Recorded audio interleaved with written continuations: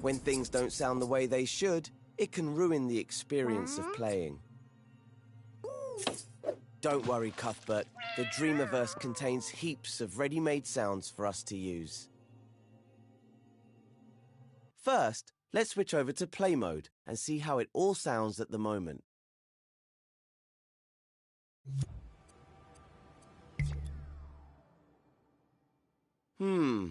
Quiet, isn't it? Doesn't feel quite right. In fact, it's creeping me out, so let's head back into edit mode. Switch over to sound mode so we can start adding some sounds. Find the modes menu. It's inside the assembly menu. As you can see, there are lots of different modes. Each has its own set of tools for doing different things. We're currently in assembly mode. If you select the speaker symbol icon with X, we'll switch to sound mode. That's better. In the next step, we'll start adding sound. We're currently so we can. In fact, it's creeping me out, so let's head back into edit mode. Switch over to sound mode so we can start adding some sounds. Find the modes menu. It's inside the assembly menu.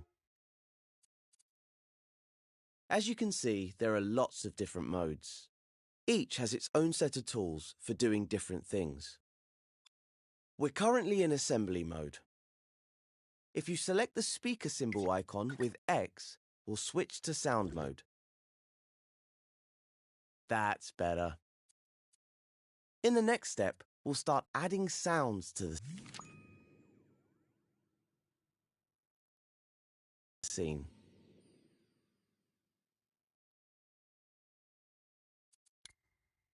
Okay, the first thing we need to do is to start adding some background sounds. See the button with the magnifying glass in the sound menu? That's the search menu. Select it now to view the different types of sounds you can add. Now select the speaker button to search for sound effects. This is the Dreamiverse, where you can find all the wonderful stuff other dreamers have made. I've already set aside a collection of sound effects for you in here. That's what this collection is.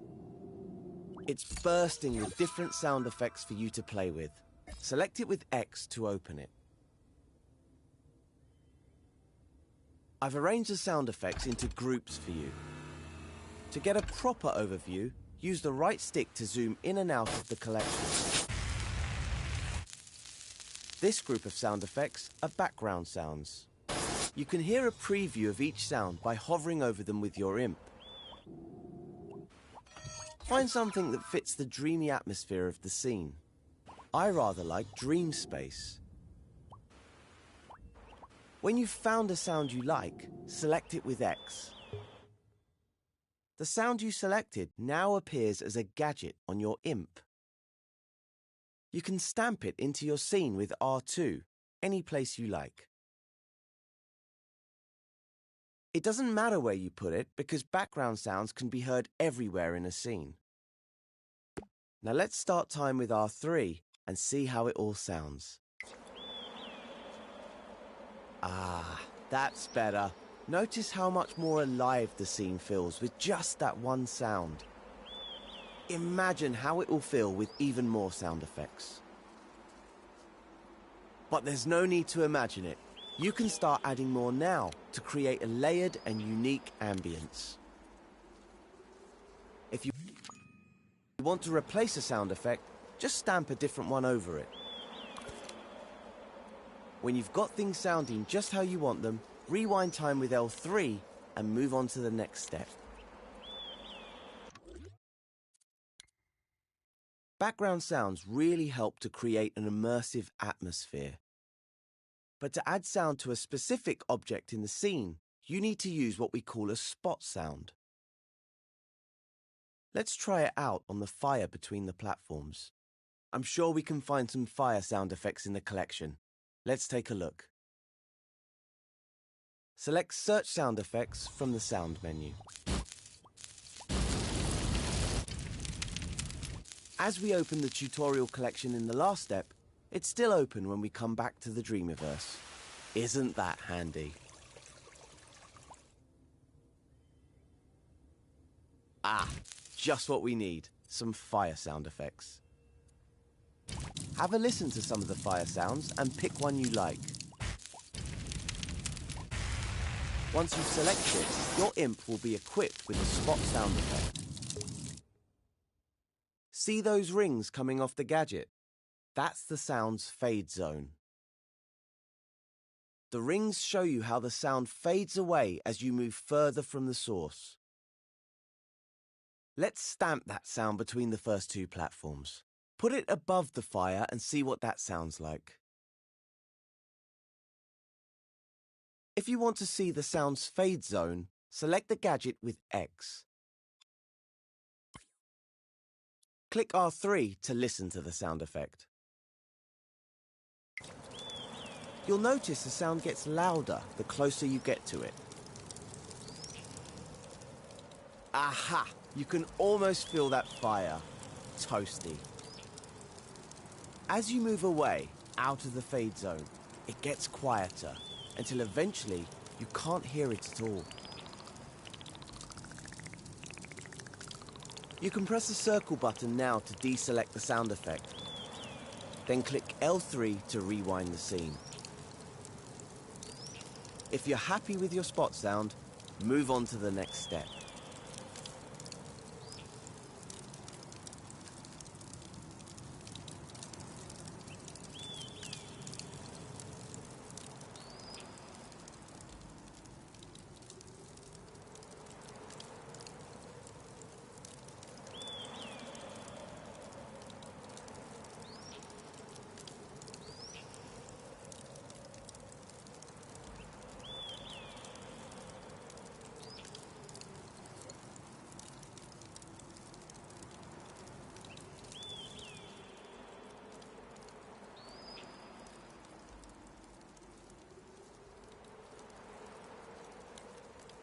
Things haven't been that tricky for Connie so far, but the next gap looks a bit too big, even with her mighty jumping skills. Let's fly over to that floating platform using the left and right sticks and get a closer look at it.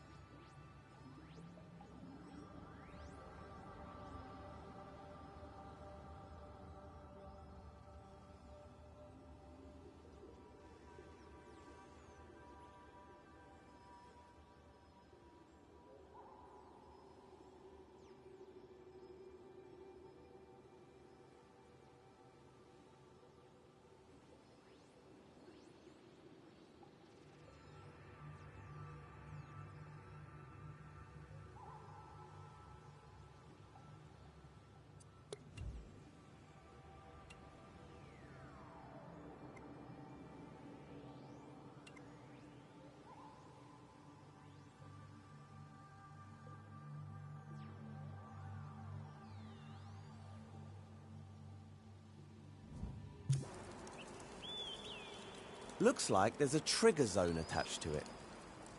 Why don't we switch over to play mode and see what it does?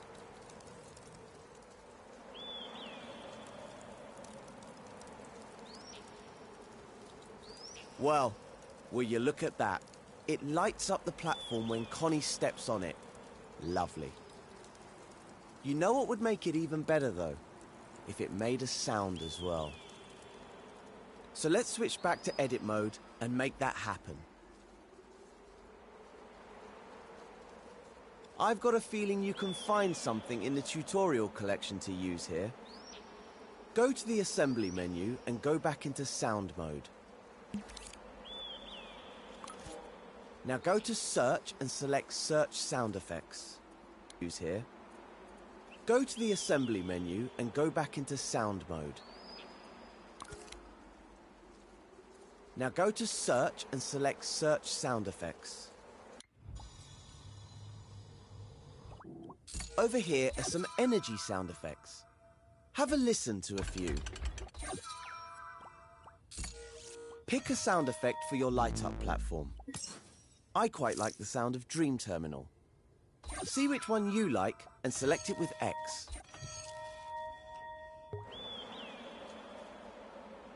Now it's time to stamp it in the scene somewhere near the platform. In the next step, I'll show you how to trigger the sound effect.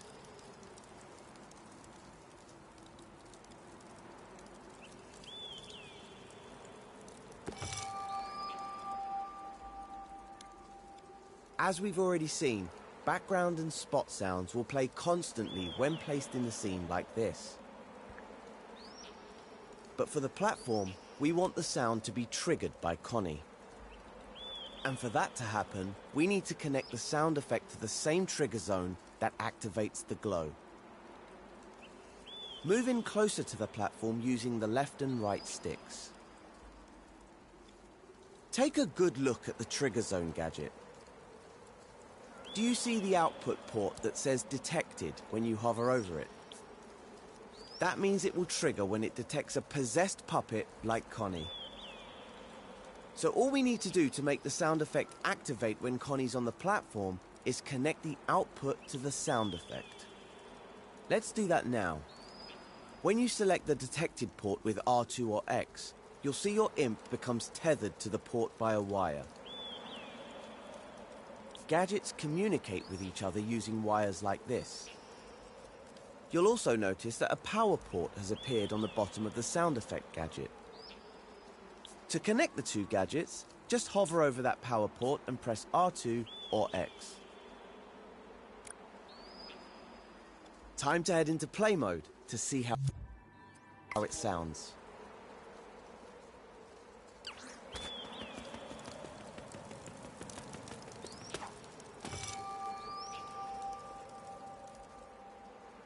When you're ready, switch back to edit mode and start the next step.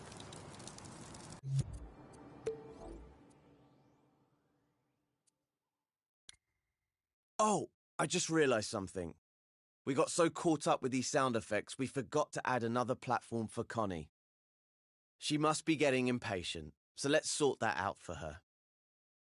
The easiest thing to do would be to clone the platform. Remember how to do that? Just hover over it, hold L1, and press and hold R2. Once the clone has been created, let go of L1, move it to the right spot, then release R2 to place it down.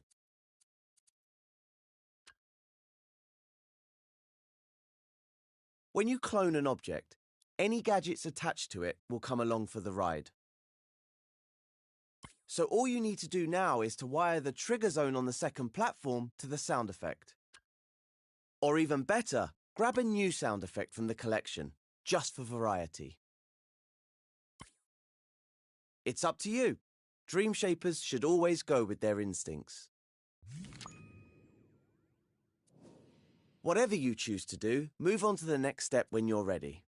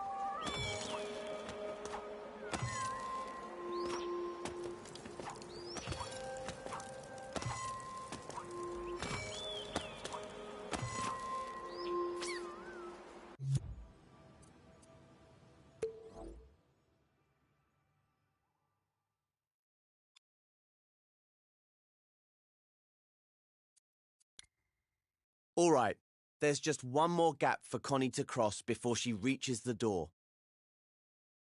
That pink cylinder would make a great stepping stone for her, but it's all the way down in the water. If you take a closer look at it, you'll see there's a trigger zone and a movement sensor on it. They're not connected to anything right now. There's also a keyframe on the platform. I wonder what that does. Try selecting it with X to find out. Just as I thought, it raises the cylinder so Connie can use it to cross over. Press the circle button to deselect the keyframe. Looks like all we need to do is connect the cylinder's trigger zone to the keyframe so it moves up when she gets close. And while we're doing that, why not add a sound effect to it as well? Let's jump. Looks like all we need to do is connect the cylinder's trigger zone to the keyframe so it moves up when she gets close. And while we're doing that, why not add a sound effect to it as well? Let's jump back into the sound effects collection and see if there's anything appropriate in there. Down here, we've got some mechanical sound effect loops. These are the perfect sound effects for any sort of machinery in a scene. We want something that would go well with a raising platform. I think I'll go for the heavy metal ratchet loop. That sounds good, right? Okay, now select the sound effect of your choice and stamp it near the pink cylinder with R2 or X. In the next step, I'll show you how to connect all of the gadgets.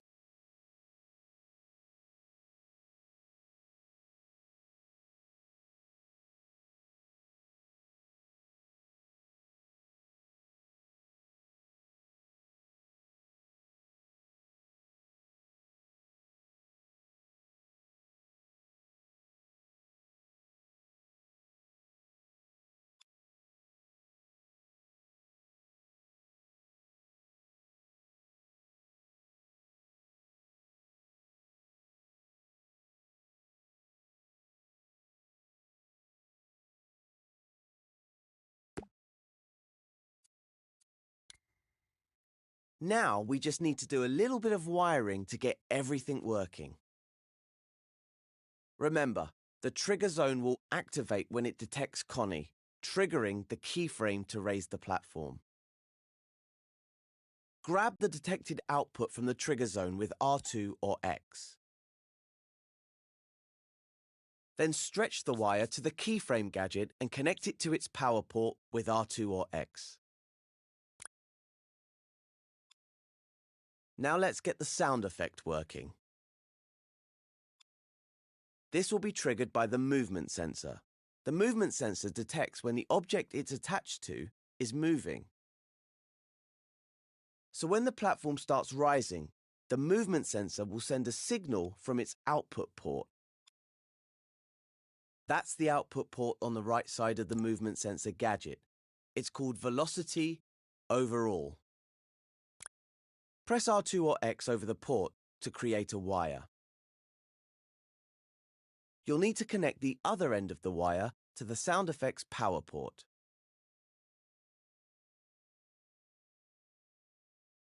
Once that's done, switch over to play mode to test everything out.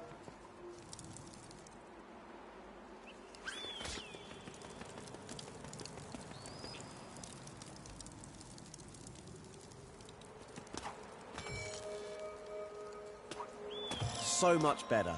That sound effect really makes a big difference. There's even more you can do to bring this scene to life. See if you can add some sound to the water between the platforms. I think there might be some water sounds in the tutorial collection. Experiment with the different effects as much as you like and see what you can come up with. When you're done, just take Connie through the door in play mode to finish this tutorial.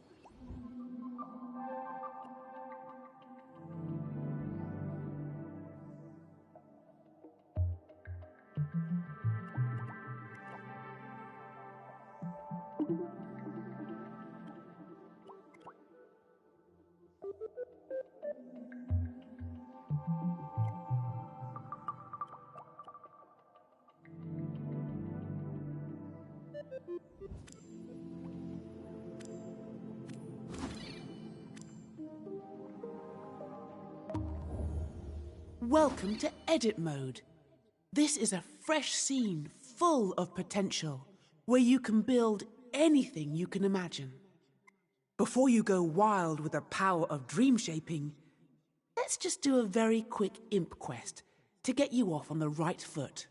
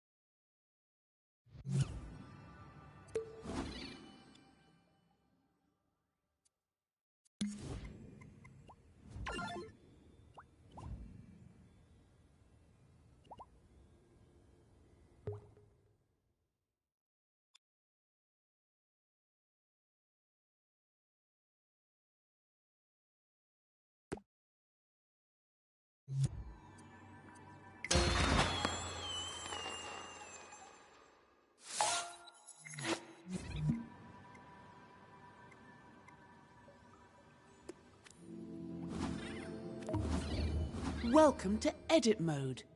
This is a fresh scene full of potential, where you can build anything you can imagine.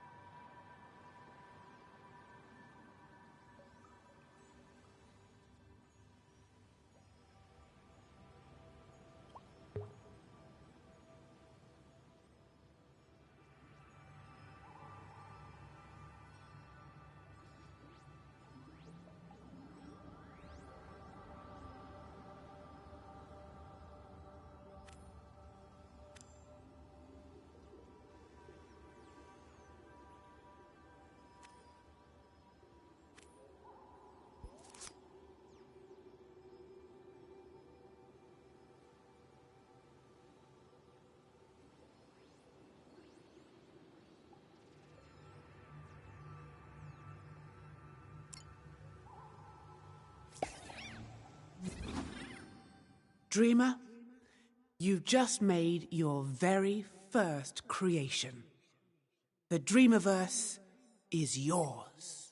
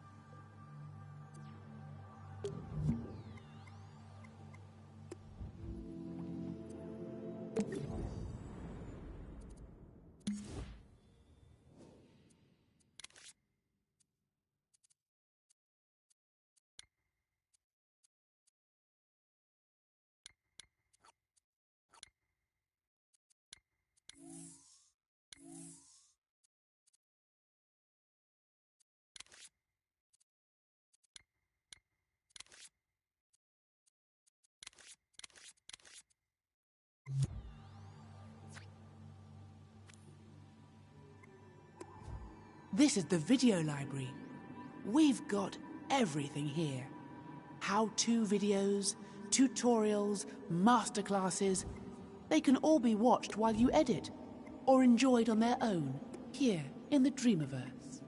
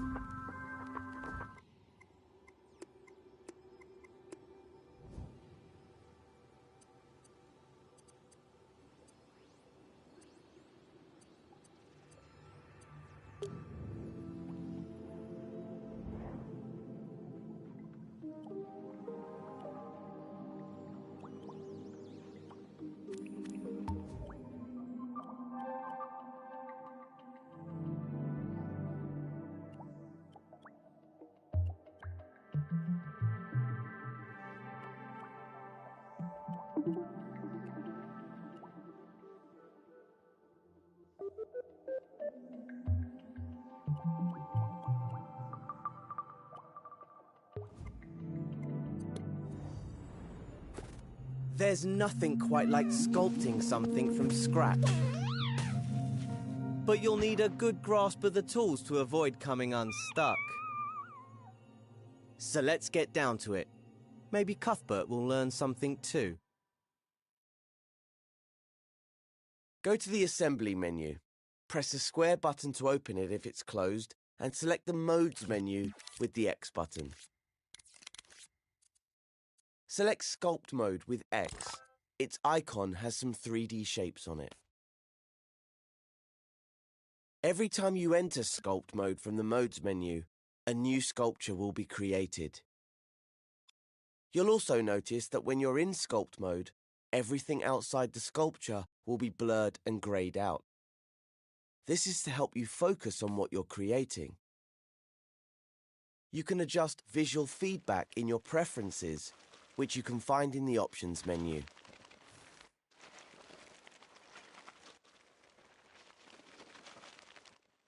When you first enter Sculpt Mode, the Shapes menu will open automatically and the Smear Shape tool will be equipped to your imp. Try smearing a shape now by holding R2 and moving your imp around.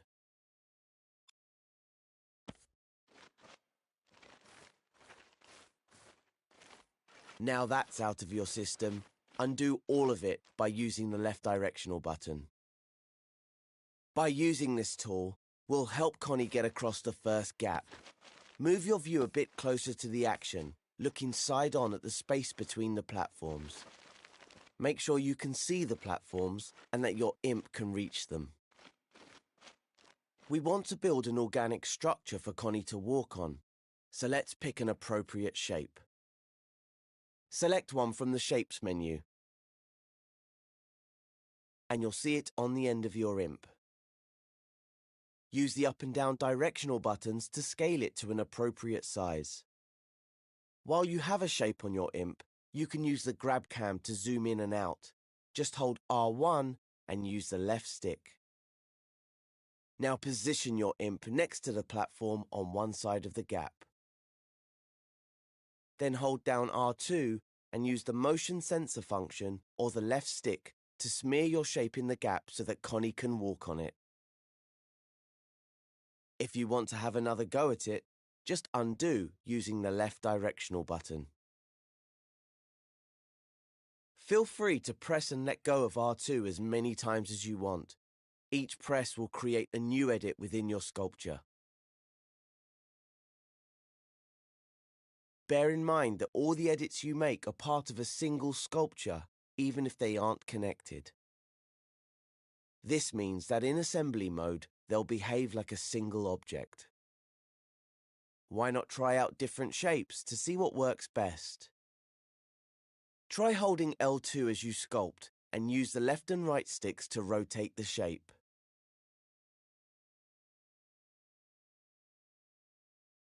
Maybe try making something like a rock formation or a tree trunk. The cool thing is, sculptures are automatically physical, so they can be walked on by puppets like Connie immediately. When you want to try it out, switch to Play Mode in the Options menu and get Connie to walk around on your sculpture. When you're happy to move on, go back to Edit Mode and proceed to the next step.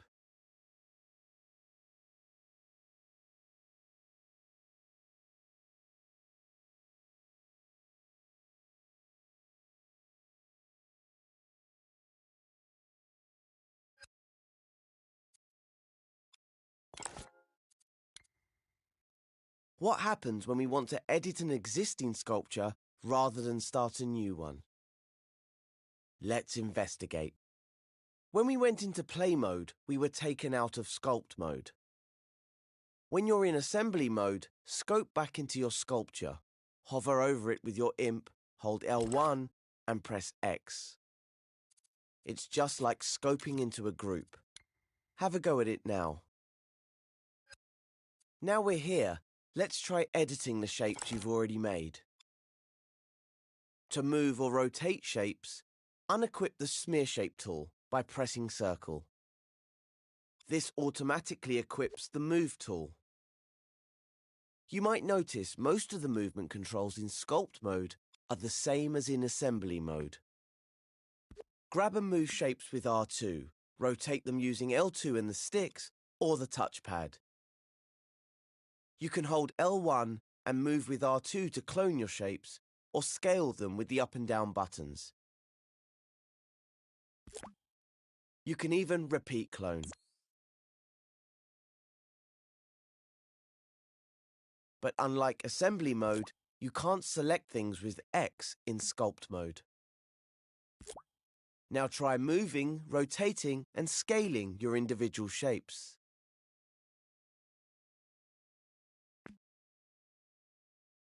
If you want to smear some more shapes, just go to the Shapes menu and select a shape to sculpt with. Selecting a shape will automatically equip the last sculpting tool you used. Now you can play around at sculpting with different shapes. Don't forget that you can undo and redo at any time.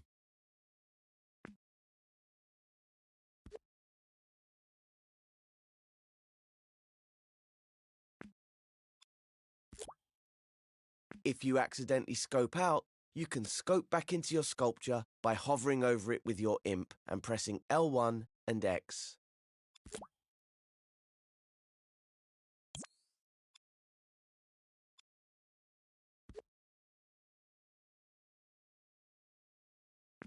In the next step, I'll show you how to colour your sculpture.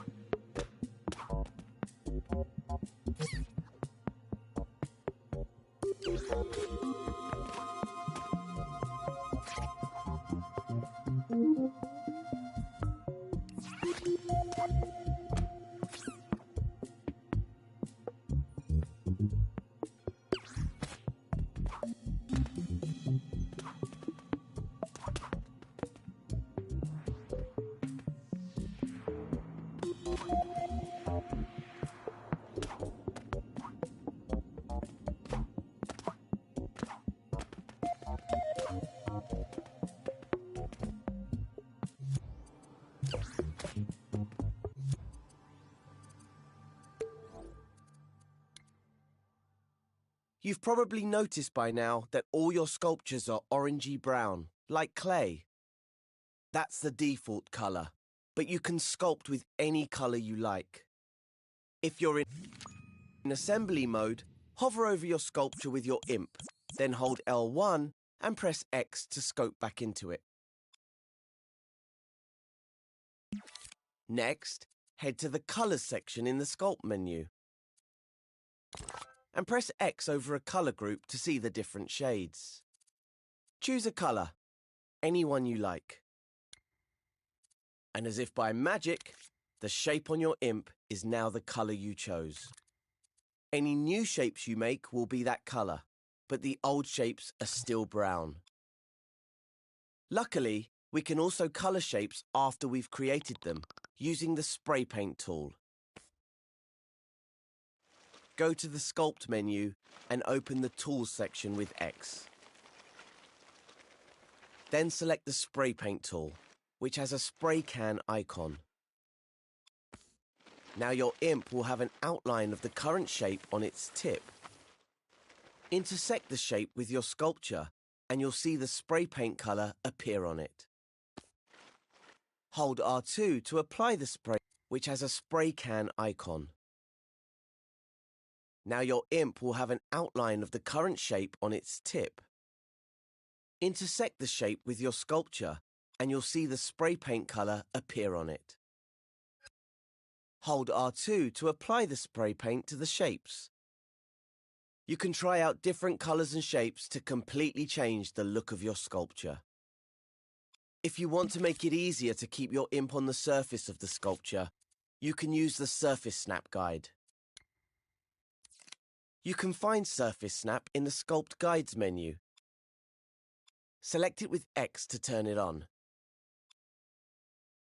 There's a Guides menu in every mode, though not all guides are available everywhere. You can also change the finish of your sculpture using the Finishes menu. The Coat, Style and Effects tutorial has more on finishes if you're curious.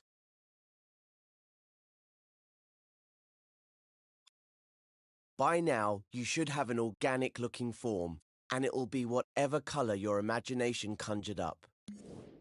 If you switched on Surface Snap, switch it off in the Guides menu before continuing. Just select the button with X to turn it off. Then, when you're ready, proceed to the next step.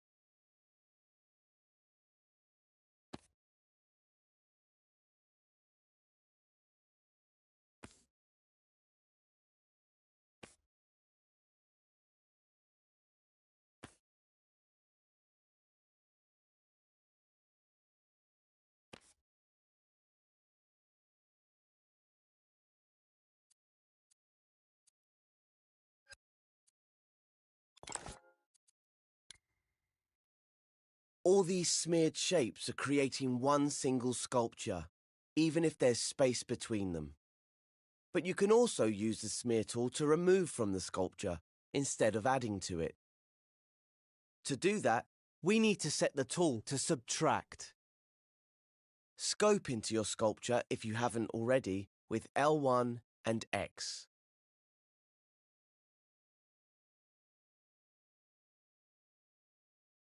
When the smear shape tool is equipped to your imp, you can press the triangle button to make it subtract. You'll notice that your imp turns into an outline. The shape on your imp becomes an outline too. You can now use the smear tool to cut into your sculpture. Try using different shapes to see what effect they have.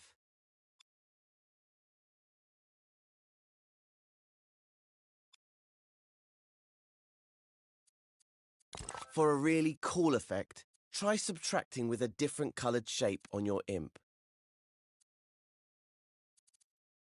How good is that?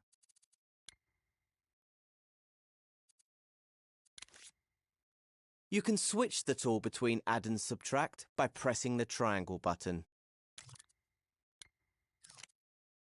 Why not play around with the tools a bit and try to make a dramatic or interesting looking form?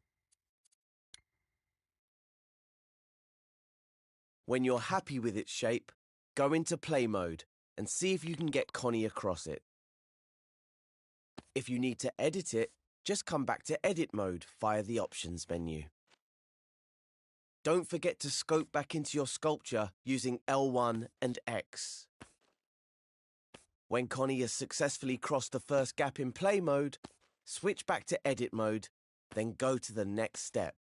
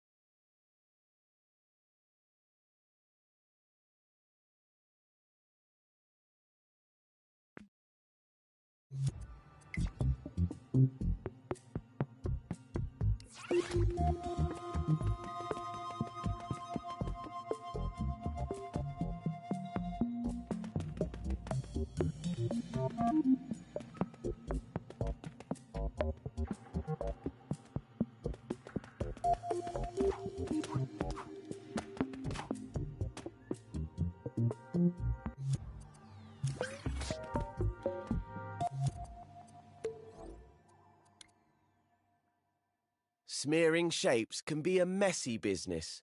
Sometimes you just want to create neat sculptures.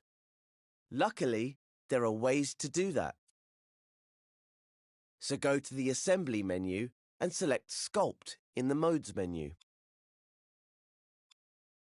This will create a new sculpture.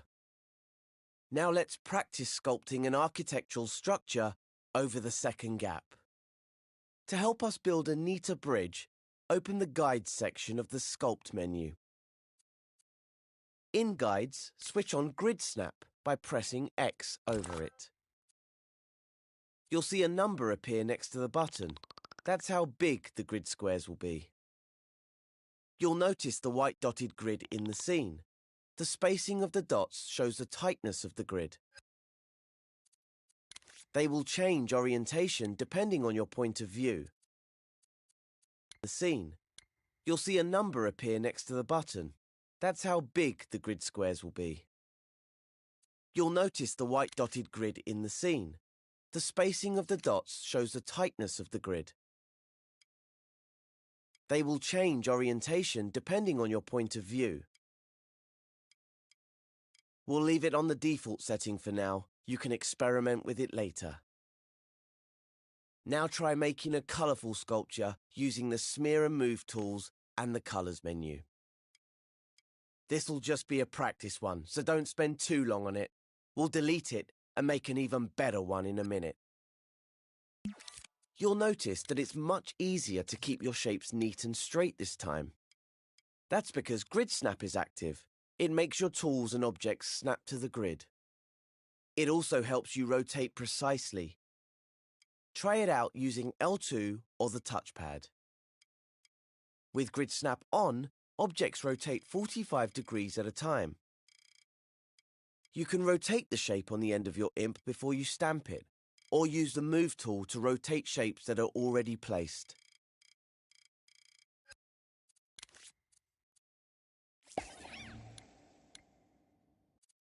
When you're comfortable sculpting with GridSnap, continue to the next step.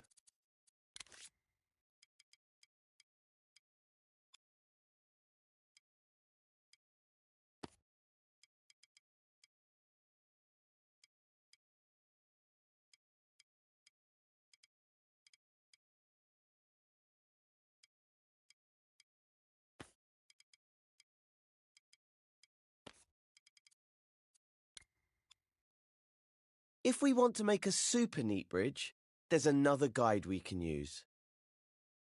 If you're still in sculpt mode, scope out of it with L1 and circle. Once you're in assembly mode, delete your sculpture with triangle. Go to the Modes menu. Click the Sculpt Mode button to start a new sculpture. Now we're in sculpt mode, the Guides menu will have different options. Open the Guides menu and switch on the Mirror Guide. Don't worry about the 2 additional options. Let's investigate them later. Also, check the GridSnap is still turned on. Now select the smear tool in your chosen color and shape.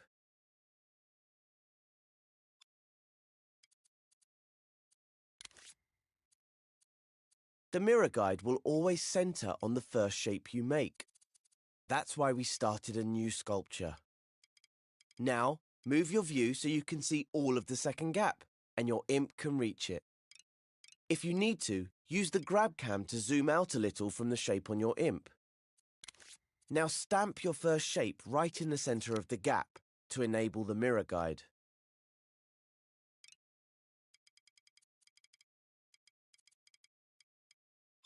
Then smear your shape from the center over to the edge of the gap where it meets the platform. You'll see that your sculpt is mirrored, so you only have to make half of the bridge, and it'll be nice and symmetrical, leaving you to focus on making it fabulous. Carry on sculpting and carving your bridge until you're happy.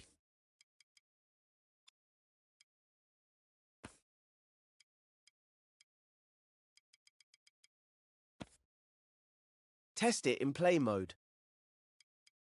And when Connie is over the second gap, return to edit mode via the options menu.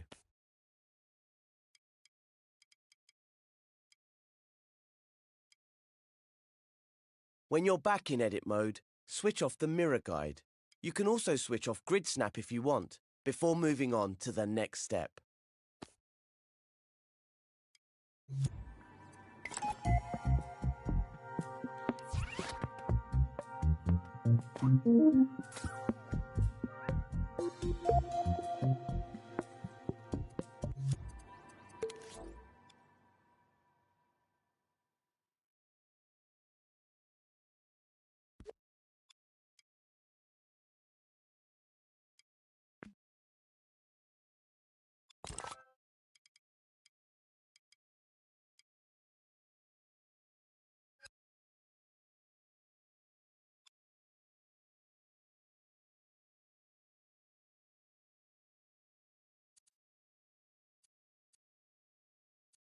Gap, return to edit mode via the options menu.